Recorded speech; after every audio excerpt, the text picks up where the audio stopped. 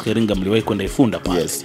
Wakutana na ndugu yetu mmoja kwenye kilabu cha pombe naye anajipatia huduma ya umeme kwa muda mrefu bila kufanya malipo yoyote. Sahihi. Kwa namna gani ni hatari kwa mtu kujiunganishia umeme mwenyewe? Yani kitendo cha yeye kujiunganishia huduma ya umeme pasipo kupitia kwenye kipimo chochote, pasipo kufanya malipo yoyote, ni kulihujumu shirika na kuhujumu nchi kwa uchumi wa nchi kwa ujumla. Okay. Kwa sababu investment ya uwekezaji uliofanyika kwa ajili ya kuweza kutoa hii huduma kwa wananchi ni kubwa na ni wengi wanaihitaji. Sasa ili wewe wote waweze kupata hii keki ya nchi, lazima tuisupport isogee mbele. Sasa kama unaiminya wewe unataka kutumia wewe peke yako, wewe ni mbinafsi, unawadhulumu wenzako. Kwa hiyo unakuwa unadhulumu shirika na unadhulumu nchi. Miundombinu yetu itashindwa kusogea mbali zaidi. Na hata kwa kufanya maboresho mengine yatakuwa ni tunafanya kwa katika level ya hafifu. Kwa ndio maana tunahimiza wote tupite katika miongozo ambayo inatakiwa. Tukirudi kwake mwenyewe, hakuna mteja au mtu ambaye anaiba umeme akaweka vile viwango vinavyotakiwa vya kudhibiti ule umeme. Lazima anauchepusha katika mazingira ambayo sio salama hata kidogo. Kwa mfano huyu ambaye tulimkamata Ifunda, yule alifanya kutoboa ule waya ambao unapita kwenda kwenye mita yake ili uruhusu umeme upimwe pale ndio utoke uende kwake. Yeye ule waya pale ulipopita akautoboa, alafu akachapia na matope na udongo wenye maji matope, alafu akaweka vimsumari humo ndani, akafunga bea kabisa, yani upo uchi ule waya, akafunga akapitisha akapeleka kwa kutumia. Pakiongezeka kiwango chochote cha umeme ukicheza, ile mita inamsaidia mteja kumpunguzia hizo athari. Kwa sababu ikitokea umeme labda umekuwa mkubwa, ile mita ndio inakuwa ya kwanza kuungua, mali za mteja na mteja mwenyewe anakuwa salama. Sasa pale yeye ameuwai kabla hujaingia kwenye kipoozo. Kwa hiyo unakuja moja kwa moja kwa mlaji. Pale ni hatari. Anaweza kaunguza nyumba, ule waya kama utatokea, na nyumba yenyewe ni nyumba ya udongo hiyo ambayo ya vijijini. Ikitokea kuna maji yoyote yamefika pale alafu yamegusana na ule waya, akagusa hata mtoto hata mtu mzima, atapata madhara. Ni hatari tayari.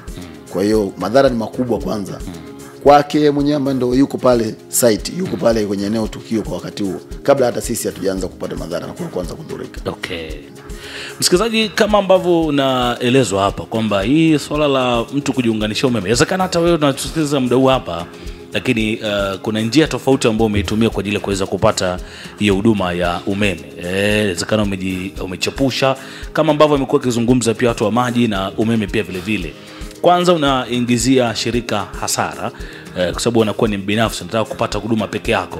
Lakini fuata taratibu zote. Unapokuwa unajiunganishia umeme mwenyewe, kuna namna ambayo unafanya umeme utakapokuwa mwingi kama ambavyo umetueleza hapa, unaweza kujikuta athari inakuwa ni kubwa zaidi kwa sababu hauna kile kipozea umeme kama ambavyo watu wengine wanapata. Pamoja na huo wizi wa umeme, sasa tunatoa wito kwa wananchi kwamba vifaa hivi vyote ni mali ya wananchi na vilindwe kama ambavyo inatakiwa. Na utoaji wa taarifa ni unapiga namba 180, utapata maelekezo kule namna nzuri ya kutoa taarifa.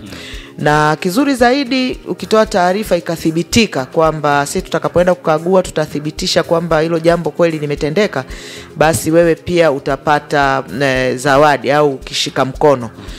Na zawadi yetu inaanzia kuanzia 100,000 mpaka 500,000, inategemea na miundombinu ipi ambayo imeripotiwa kutokana na vigezo ambavyo vimewekwa.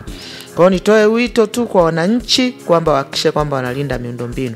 Na pia kwa wale ambao kwa namna moja au nyingine wamefanya uchepushaji au wizi wa umeme, tuwaombe wakifika ofisi za TANESCO wakatoa taarifa wenyewe, sisi tukaenda tukafanya marekebisho na kuwapigia gharama tu ile ambayo imechepushwa, tutakuwa wametusaidia na pia tumewasaidia wao. Kwa sababu tukikukamata kwa sasa umechepusha, ni lazima tukuchukulia hatua za kisheria, ikiwemo kukupeleka polisi na ikilazimika mahakamani, pamoja na kulipa lile deni ambalo linatakiwa. Lakini kama imetokea kwa bahati mbaya kuna mtu alikusaidia ukachepusha, ukitoa taarifa katika ofisi zetu, basi tutafanya hayo marekebisho na utalipa tu kile ambacho unastahili kulipa bila kufikishwa katika vyombo vya dola.